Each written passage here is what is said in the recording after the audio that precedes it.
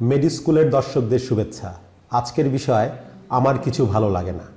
আমরা প্রায় অনেককে বলতে শুনি যে আমার কিচ্ছু ভালো লাগে না, কিছু করতে ভালো লাগে না, কোথাও যেতে ভালো লাগে না, কোনো কাজ ভালো লাগে না, ঘুমাতে ভালো লাগে না, খেলতে ভালো লাগে না, বেড়াতে যেতে ভালো লাগে না।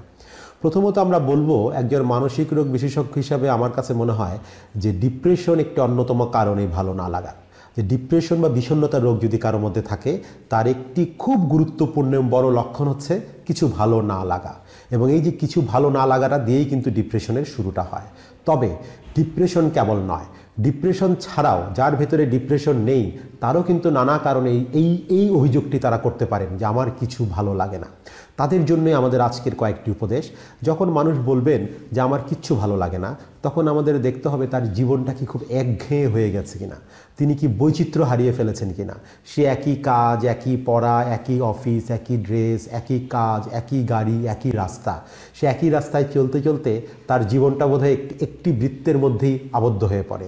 তখন কিন্তু তার আর কিছু ভালো লাগে না। এই একঘেয়ে জীবন থেকে বাঁচার জন্য প্রয়োজন হচ্ছে বৈচিত্র্যের।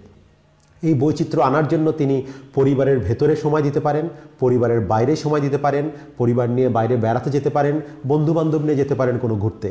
এবং হয়তো তার একদিন যে কাজগুলো তার করার কথা প্রতিদিন, সেই কাজের ফাঁকে কিছুখানি সময় বিশ্রাম নিয়ে ঘুরে আসতে পারেন পাশের কোনো জায়গা থেকে। খাদ্যে বৈচিত্র্য আনতে পারেন, পোশাকে বৈচিত্র্য আনতে পারেন, বৈচিত্র্য আনতে পারেন আপনার কথায়। হয়তো একটি সিনেমা দেখে ফেললেন, হয়তো একটি গল্পের বই পড়লেন, একটি ভালো গান শুনলেন, কবিতা পড়লেন, যা কিছু করতে পারেন। অর্থাৎ যাপিত জীবনের প্রতিদিনকার যে রুটিনটি রয়েছে, সেই রুটিনটিকে একটুখানি ভেঙে যদি বৈচিত্র্য নিয়ে আসতে পারেন, তবে নিশ্চয়ই আপনার ভালো লাগবে।